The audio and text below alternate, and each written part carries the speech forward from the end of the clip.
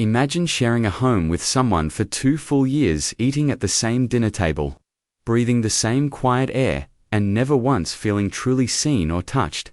That was Aaliyah Harris's life, at 38. Aaliyah was a rare book artist who brought forgotten stories back to life with steady hands and a reverence for history. But in her own story, she was disappearing page by page. 2 years ago, she agreed to marry Malik Freeman, a powerful 47-year-old black CEO of Freeman Holdings, one of Atlanta's most influential business empires. It wasn't love that brought them together, it was necessity. For her, it was to save her family from crumbling under mounting debt. For him, it was to preserve an image of stability before his board of directors, who valued family above all else, from the outside. Their wedding looked like an elegant union, refined, grown, admirable. But those who knew them sensed the truth. There was logic behind that marriage. Not love, not passion, not fire. They shared the same mansion, but never the same room. Malik lived in the master, suite-structured, modern, cold. Aaliyah chose a small room down the hall with a balcony facing the garden, where she found herself among jasmine vines and forgotten leaves. It was the only place she remembered how to breathe. They rarely spoke. Glances were rare, touches non-existent. Dinner was always the same, polished silence. He with a glass of deep red wine, she with chamomile tea, between them, a table too long, and a silence too heavy. Malik was never cruel, on the contrary, he was polite, respectful even. But his presence carried a distance, as though she were part of a branding strategy, not a human being. Aaliyah, in turn, learned to smile on cue during galas, to keep her hands folded for photos, and to hold herself together, even as her soul begged to be seen, in the back of the estate. She'd carved out a tiny studio filled with old books and quiet light. There, with dust in the air and cracked spines beneath her fingertips, she felt grounded. She restored the forgotten, but couldn't restore herself. The man she shared her last name with remained a stranger. Some nights she stared at the ceiling, her mind whispering, "Will he ever look at me and truly see me?" But Malik wasn't indifferent. He just didn't know how to reach across the divide. Raised in a world where affection was weakness and desire was a distraction, he compartmentalized everything. But even Malik, structured, composed, untouchable, noticed the way Aaliyah would press her bottom lip when she focused, or how her fingers glided across paper like she was playing a quiet melody. Still, he said nothing, did nothing. The only person who truly noticed them was Miss Loretta, the family maid who had worked in the Freeman household for decades. She'd seen Malik grow up. She'd watched Aaliyah wilt in silence, and every time she fluffed their pillows or folded their clothes, she'd whisper to herself, "They both look when the other ain't watchin'." But neither got the nerve to speak. And so, 2 years passed, 24 months of absence, dressed as coexistence.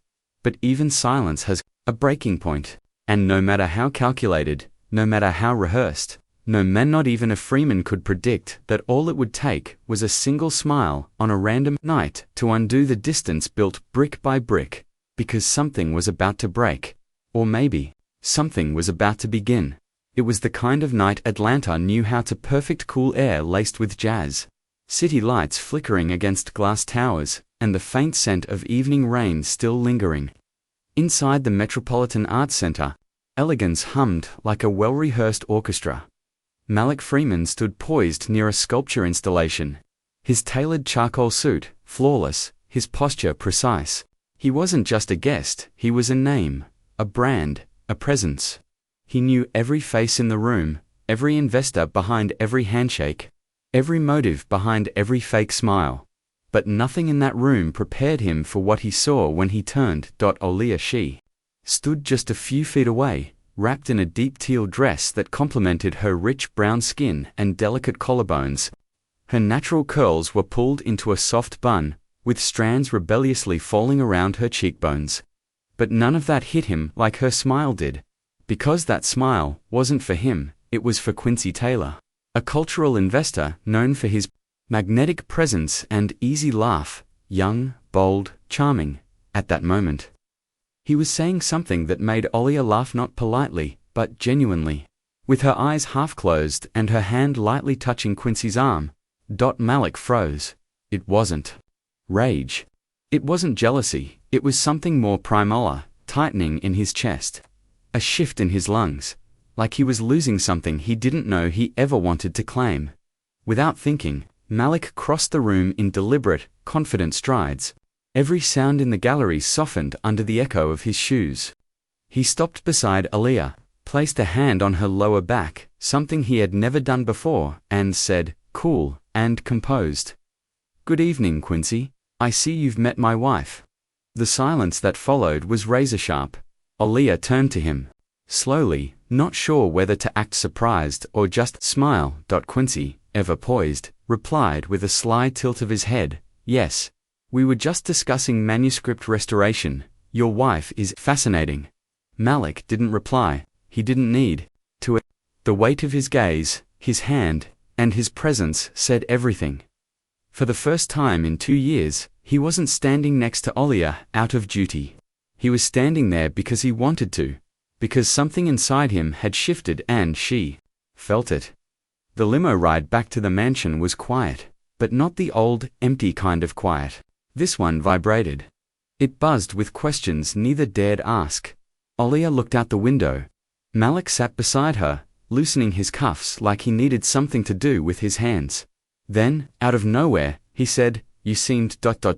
comfortable with Quincy." She turned her head, caught off guard by the break in silence.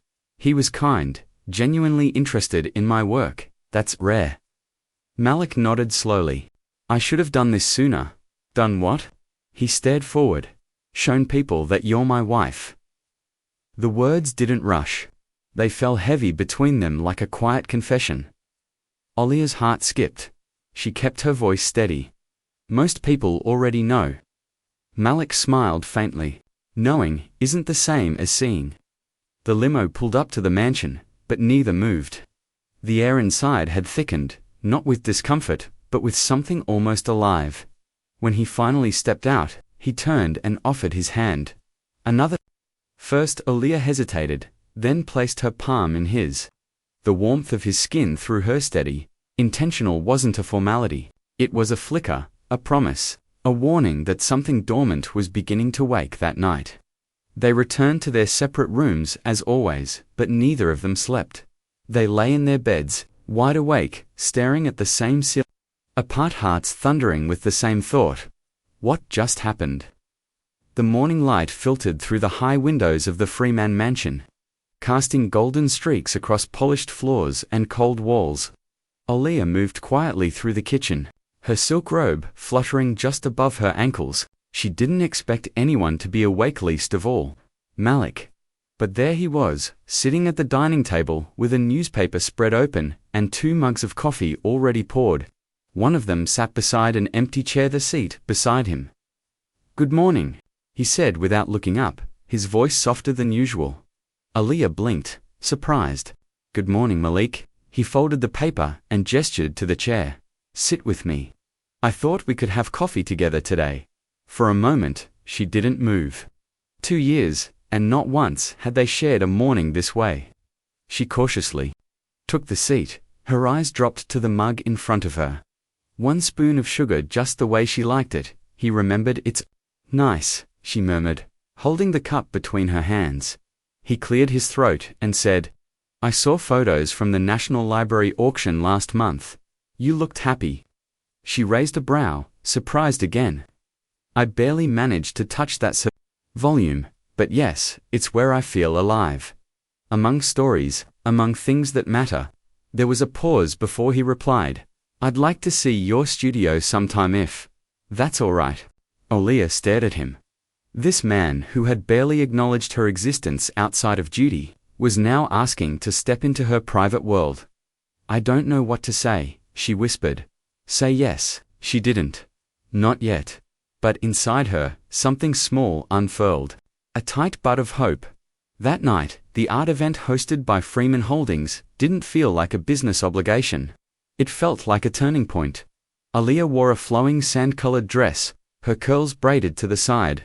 When she came downstairs, She found Malik waiting in the foyer, hands in his pockets, jaw tightening the moment he saw her.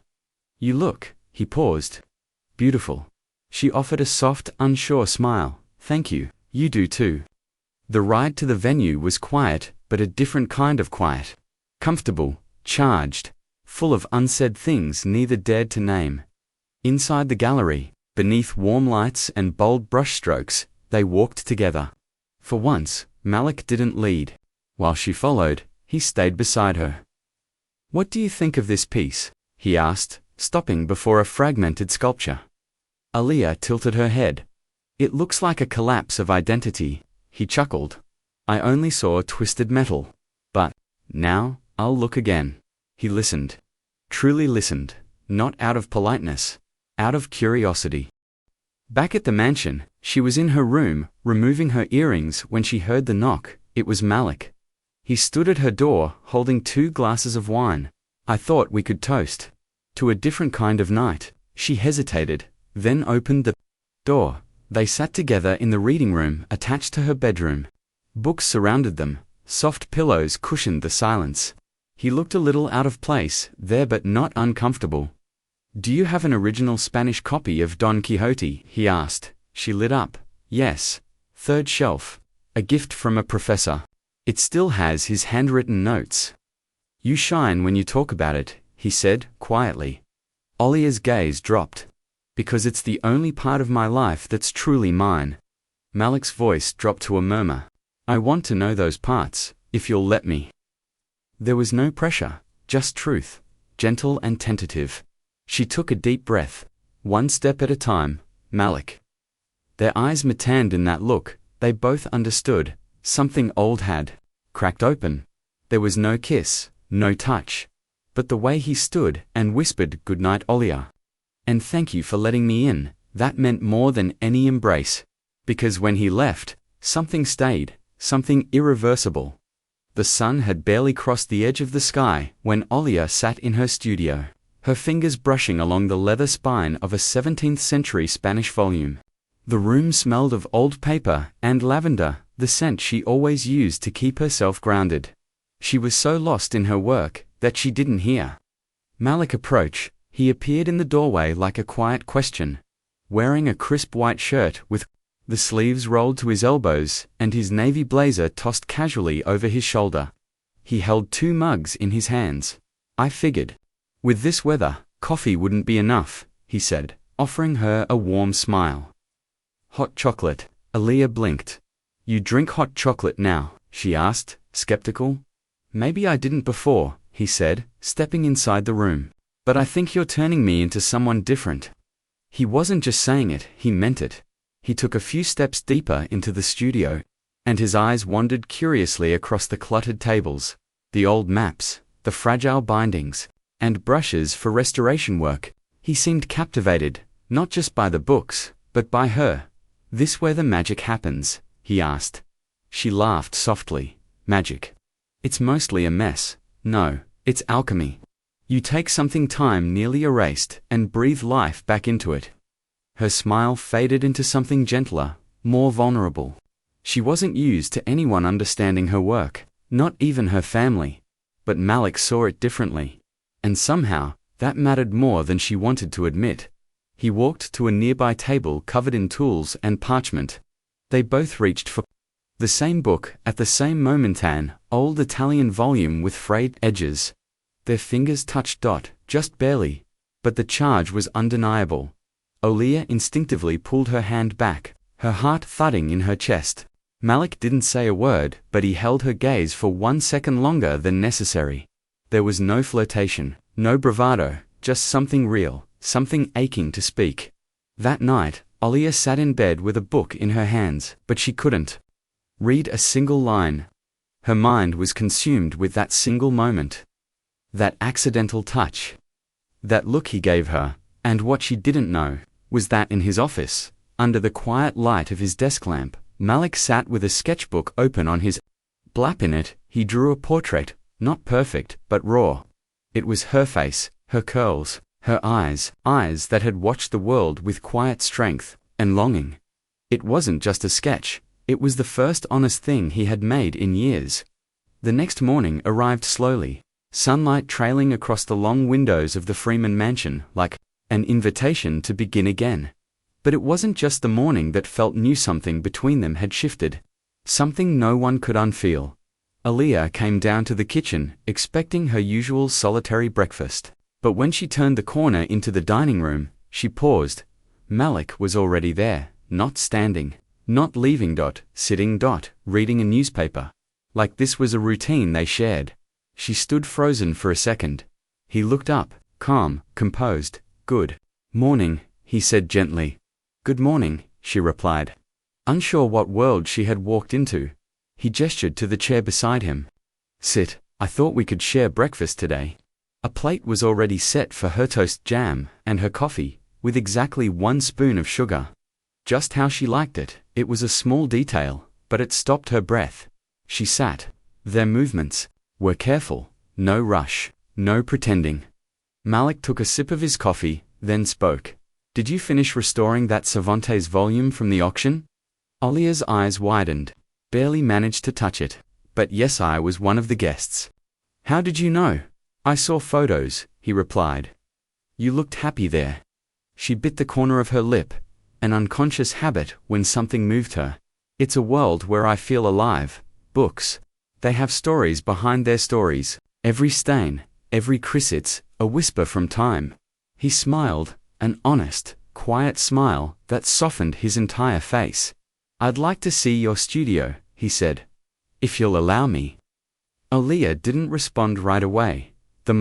She married the man who treated her as part of an image, would have never asked that. But the man in front of her now felt real. And for the first time she wished he'd stay that way. That evening, Malik invited her to attend another event with him. This time, a modern art exhibit hosted by Freeman Holdings. She said yes before reason could interfere. She wore a flowing sand-colored dress and swept her curls into a side braid. When she stepped into the hallway, Malik was already there, waiting. He turned and for a brief second, forgot how to speak. You look wonderful, he managed to say, voice lower than usual. Thank you, she whispered. You do too. They rode in silence to the event, but this silence wasn't empty, it was full. Like breath held, like potential blooming in real time. Inside the exhibition hall, Malik didn't just walk beside her. He didn't just introduce her as his wife, he made her visible. He sought her opinions, asked questions, listened to her responses like they mattered. Stopping in front of a fractured sculpture, he asked, What do you see? Aaliyah tilted her head. It looks like a collapse of identity. A person fragmented. He blinked. I just saw twisted metal. She smiled. Now you'll see both. And he did. Every word she spoke, every thought she offered, opened up a new window for him. A window to a world he had never made time to explore. And she saw the shift. In his tone, in his eyes, in the way he stayed close without overtaking her. Later that night, back at the mansion, she had just started removing her earrings when there was a soft knock at her door. She opened it. Malik stood there, holding 2 glasses of wine. I thought, we could make a toast, he said, to the different night we had. She paused, then stepped aside. Come in. They sat together in the small reading room attached to her bedroom. The space was soft and warm, filled with her books and her soul. Malik looked around like he was visiting a part of her heart. You have a Spanish Don Quixote? He asked. She smiled. 3rd shelf. It was a gift from a professor. Has handwritten notes from the 19th century. He watched her light up. Shine when you talk about it. Aaliyah looked away, a flush rising. Because it's the only part of my life that's truly mine. Malik set his glass on the side table and turned toward her. I want to know those parts of you, Aaliyah, if you'll let me. The words weren't dressed in charm. They were raw, trembling on the edge of courage. Aaliyah took a breath, steadying herself, one step at a time. Malik, and their eyes, met finally, truly carrying the kind of honesty that doesn't come with promises. Only possibility. He stood up slowly, reached for his wine, and before he left, said softly, Good night. Ali, and thank you for letting me in. The door closed quietly, but the space it left open between them could never be closed again. A few days later, just as the first signs of spring began to flirt with the edges of the city, Malik appeared at the doorway of Aaliyah's studio again. This time, he wasn't carrying coffee or wine, he carried an invitation. I need to take a short trip. To Ebony Fields, he said. She looked up from a delicate manuscript. Ebony Fields. It's where I spent most of my summers as a boy. It's quiet. Removed from all of this, he hesitated, then added, I'd like you to come with me. There's a new partnership being formed through the cultural initiative. Your insights would matter. He paused, then admitted, but I also want your company. There, no pretense, no formality, just truth. Aaliyah held his gaze for a long moment, her pulse thudded in her ears. She didn't ask what it would mean to be alone with him. Egan only replied, softly, of course, I'd love to. The flight to southern Georgia was smooth, silent, but not cold. The stillness between them was filled with anticipation. When they arrived at Ebony Fields' estate, secluded ranch hidden between sprawling wildflower meadows and oak trees centuries, old Aaliyah stepped out of the black car slowly, as though her shoes had entered sacred ground. The house was made of cedar and stone, beautiful in a humble, grounded way. She looked around at the vast fields, the old fences, and the porch with rocking chairs that seemed to whisper memories. Did you spend a lot of time here? She asked.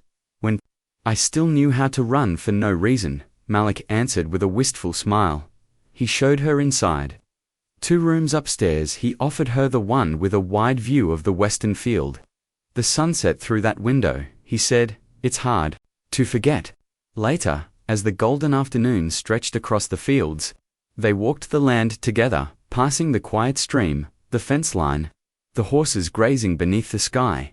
They sat beneath a great oak tree, its branches sweeping like arms of an old soul. This is where my mother used to sit and read her letters aloud, Malik said. What kind of letters? She said love needs space to breathe, or it suffocates. Aaliyah turned toward him. Do you believe that? He paused. I didn't know what love was, until I started wanting you to look at me the way you look at your books. The words cracked open something she'd kept sealed for years. Later that evening, she sat wrapped in a blanket on the front porch, sipping hot tea while the wind whispered through the trees. Malik joined her, carrying a vintage vinyl. He placed it on the player near the doorway and let the soft, nostalgic melody float through the air. They sat side by side, wrapped in quiet. The music said all the things they couldn't yet. Remember the quote from Jane Eyre? He asked, his voice low. The thorn and the flower. She replied, turning to him. You showed me that someone can be both, and still be whole. Her eyes welled, emotion building in layers. I got used to being invisible, Malik, to taking up space without being noticed, until you started seeing me. He turned to her then, his face tender and open. I see you now, Aaliyah, and I'm sorry for all the time I didn't. He reached up, brushed a curl from her cheek, and let his hand trace the line of her jaw. His thumb rested just beneath her bottom lip, reverent, slow. Present. And then finally, the kiss. No haste, no demand. Just a meeting of 2 long-lost silences, finding each other in the dark. Their lips pressed gently at first, learning the language of a new chapter, then deepened with a quiet intensity born not from desire, but from longing. From understanding. That night, they returned to separate rooms as always. But the emptiness between their beds had changed, because now, they knew what was waiting just beyond the door.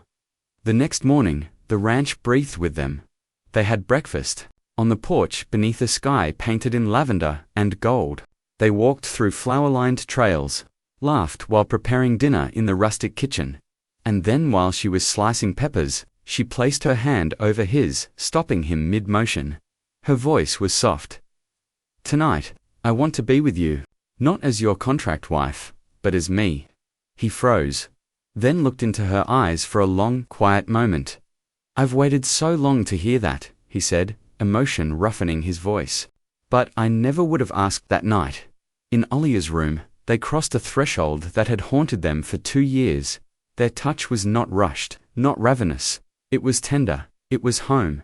It was skin meeting skin after years of distance. It was reunion. It was repair. Afterward, beneath soft cotton sheets, they lay still, his fingers gently tangled with hers, her forehead resting against his chest. "I don't want a life where you're beside me, but not with me," he whispered. Aaliyah, tears in her eyes, smiled. "Then don't." And as the morning light spilled across the wood-paneled walls of Ebony Fields, they didn't move. They simply held on. Because, for the first time, they were no longer strangers in a marriage.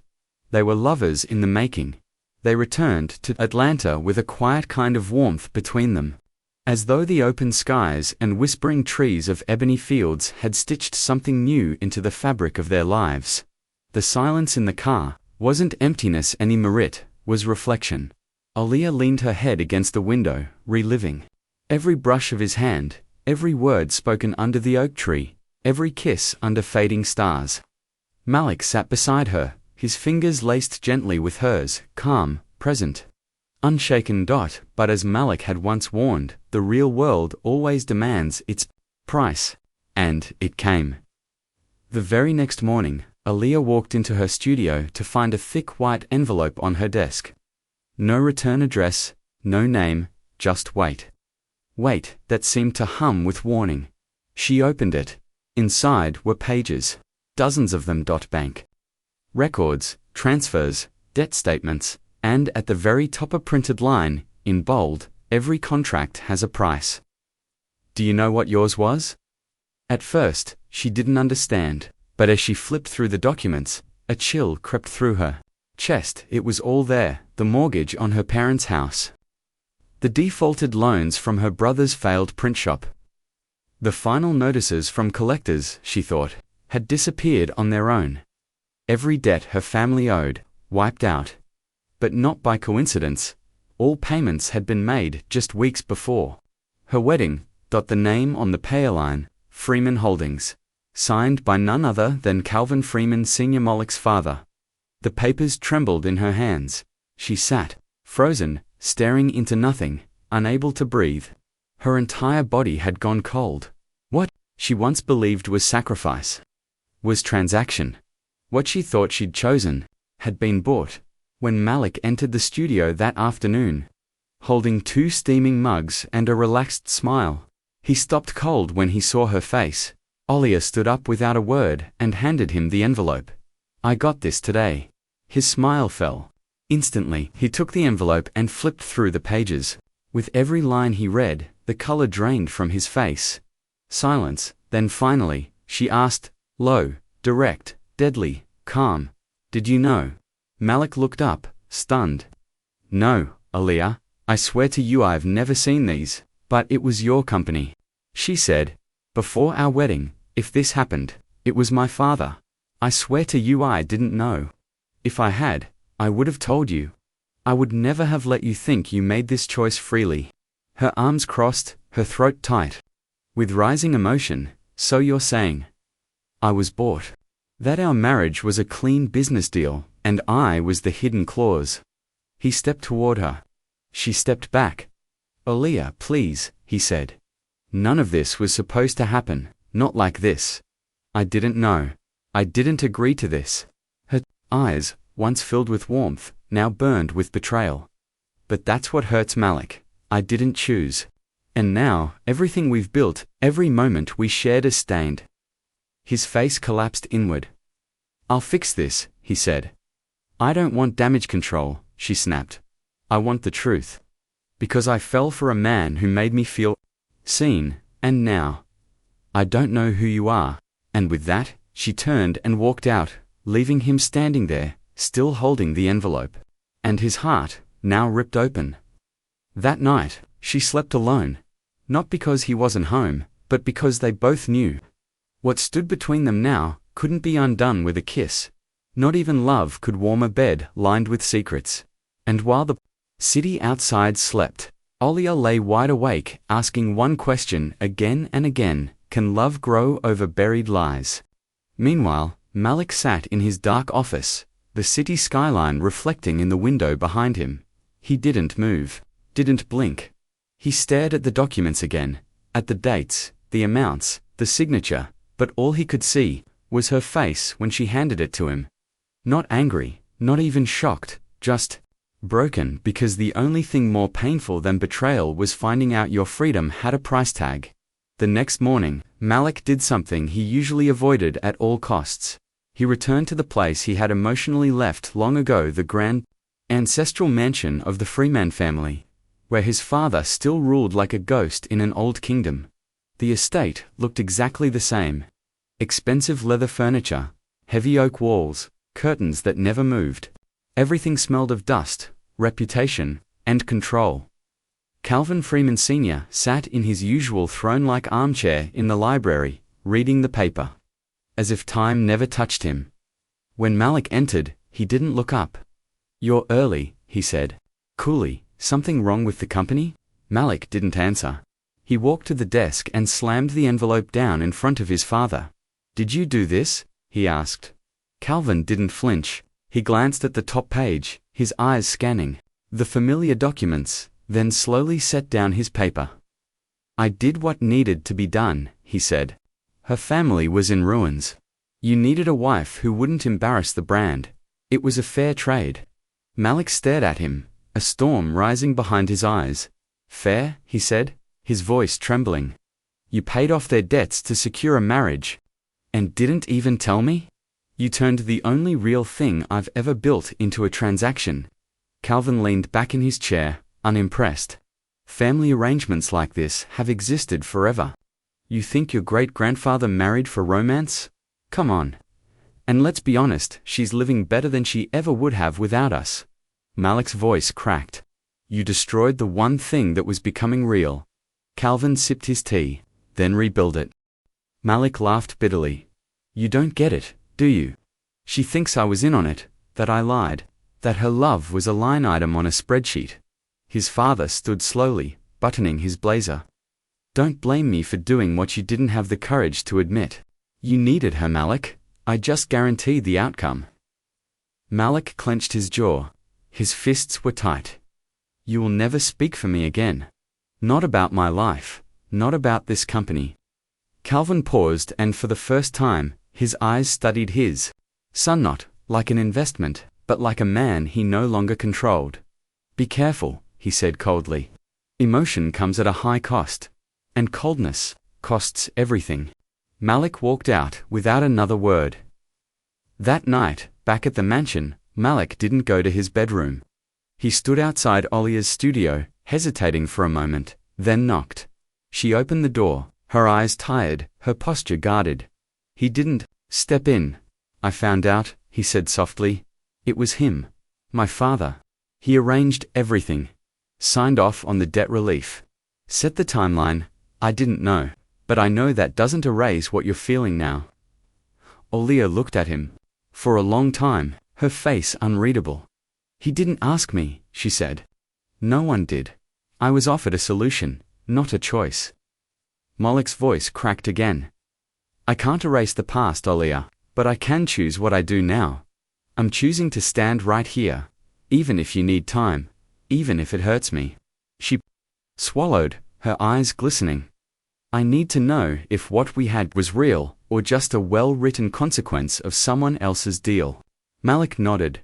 "It was the only thing that wasn't planned," he said quietly.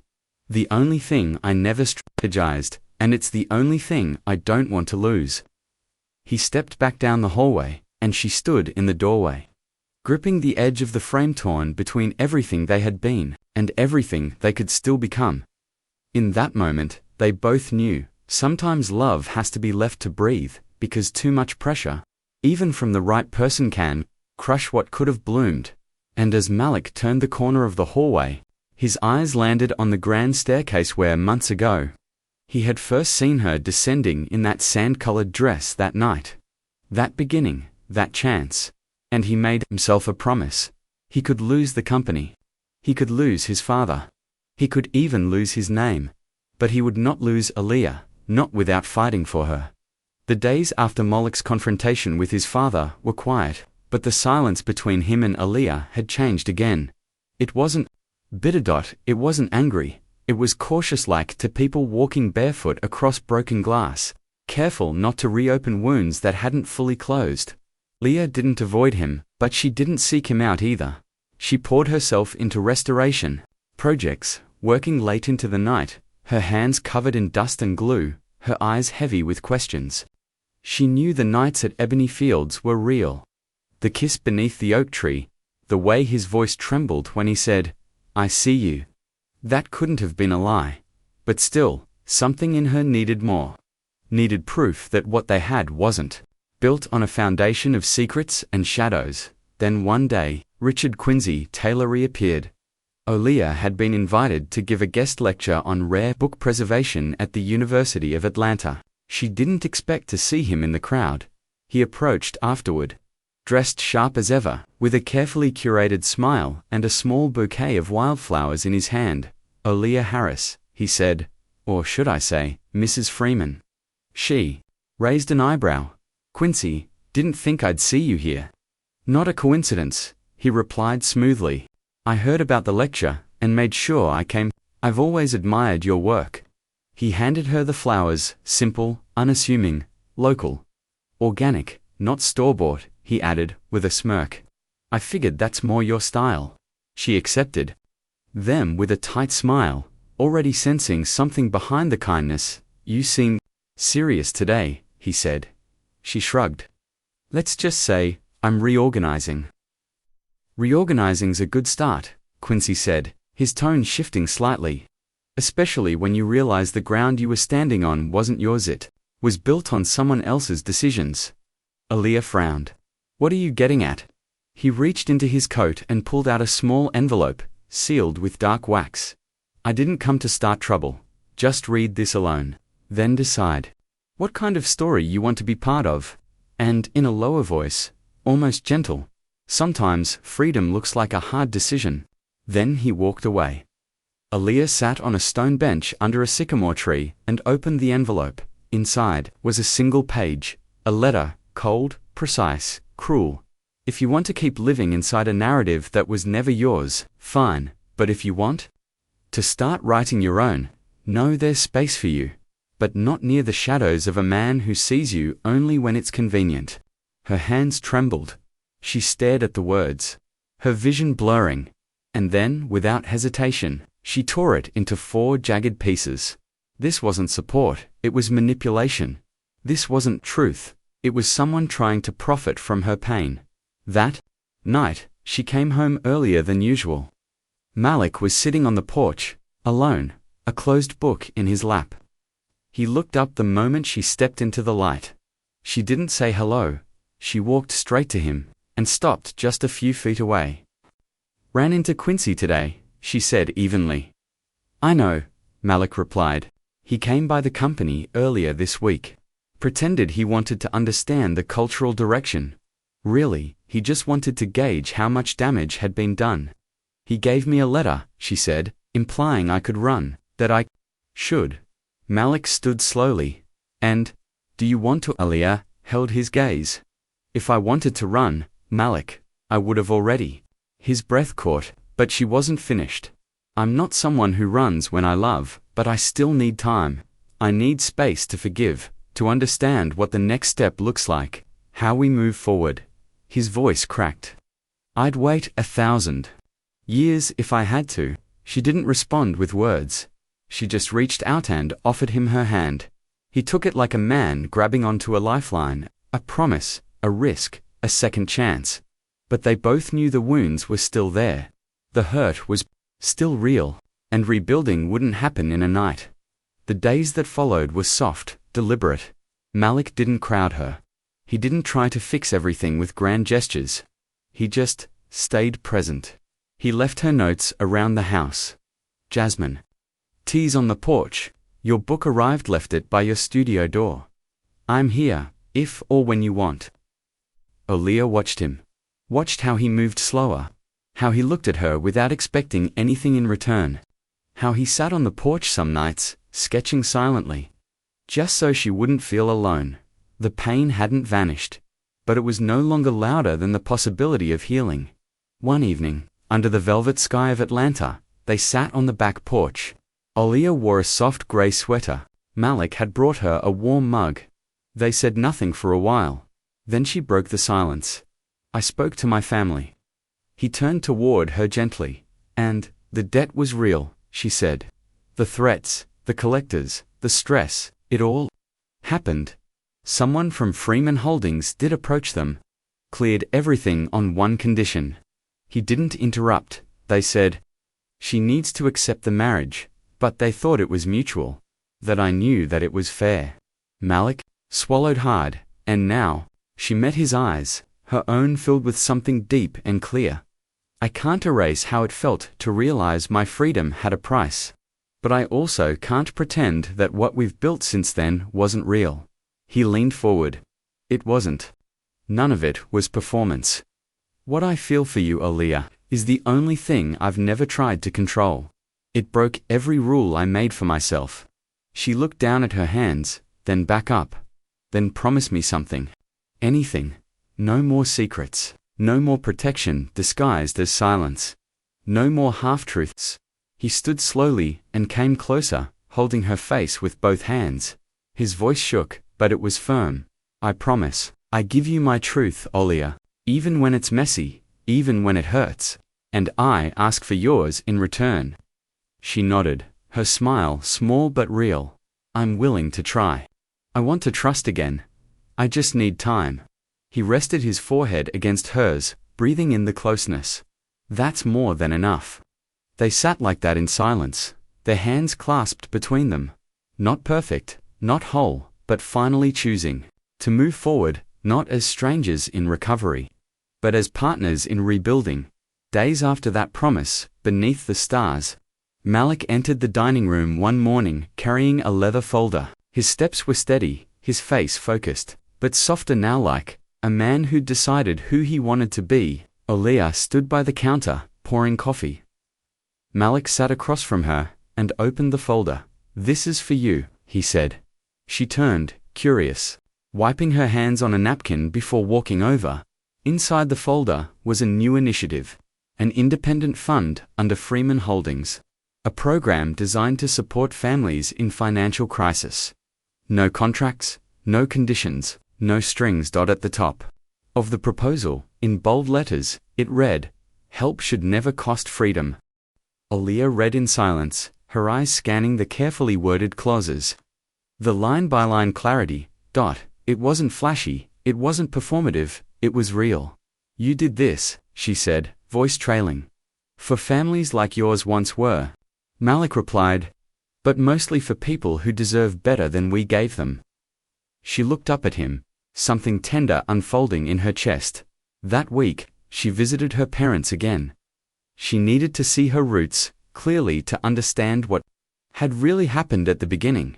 The old house smelled like childhood lavender cleaner and strong brewed coffee. Her mother and brother welcomed her warmly. Over a quiet dinner, the truth came. They hadn't known she wasn't told. They assumed she had agreed. Yes, they were grateful. But they hadn't expected the cost to come from her soul. And still, there was pride in their eyes. Pride in the woman she'd become. When she returned home, she found Malik in her studio, flipping gently through a freshly restored volume.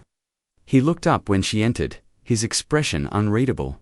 She crossed the room and sat beside him. "They confirmed it all," she said. "And they said, maybe if things had happened differently, I wouldn't have made it to you." Malik closed the book. "I don't want our story to be about debts," he said, "or rescues." Aaliyah touched his hand. "Then let it be about rebuilding." Their routines shifted again, this time, with ease. No pretending, no caution. They had breakfast together each morning. They took evening walks through Atlanta's quieter corners. They worked side by side on cultural projects. They laughed. They shared silence, real silence. Not the kind built from absence, the kind born from comfort. Malik began skipping family meetings. Calvin Freeman Sr. tried, in vain, to maintain control. But Malik ignored him. He was done chasing shadows that stole from the light. One afternoon, He handed Olia another envelope this time. A partnership contract. I want you to co-lead the cultural division of Freeman Holdings, he said. She blinked. This is big, because you are, he said, and because together, we're better. She didn't answer, she simply hugged him. A hug that didn't ask, didn't demand it.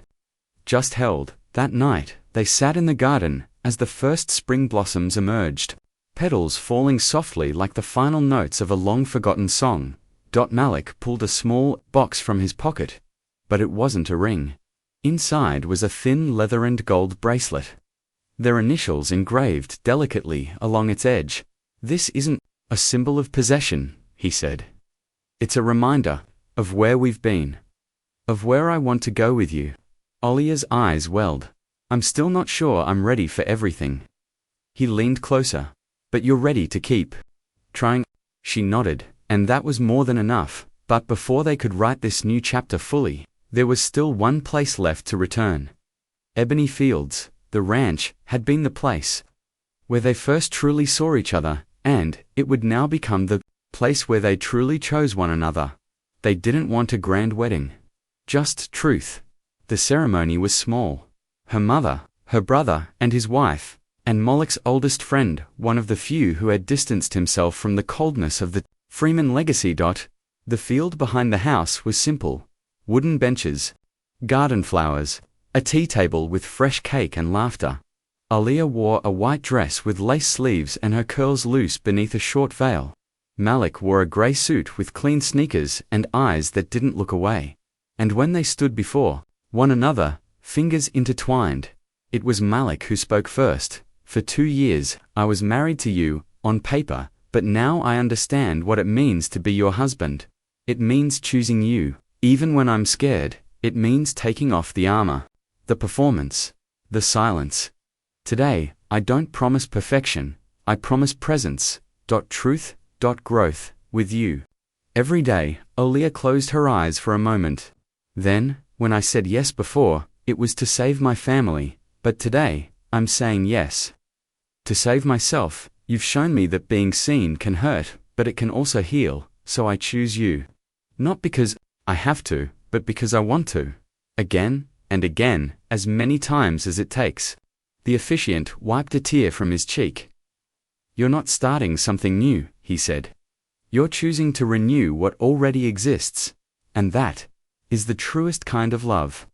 The kiss wasn't dramatic, it was deep, purposeful, earned after the ceremony. They walked through the fields barefoot. Just the two of them. Alia paused near the fence. Remember this spot? She asked. Of course, Malik smiled. It's where I thought I'd already lost you, and now, she reached for his hand. Now, it's just the beginning. Later that evening, as the guests departed and dusk settled, Malik brought her coffee on the porch. She took a sip, smiling. You know what the most important day of my life was? When I brought hot chocolate instead of coffee, she chuckled. No, the day you asked me to have coffee, and I said yes. And I thought love lived in grand gestures, he said. No, she whispered. Love lives in the right ones. They stayed out there until the stars came. Not afraid of the future. Not hiding from the past. Just to people who had learned that love isn't a fairy tale. It's a choice, made again and again.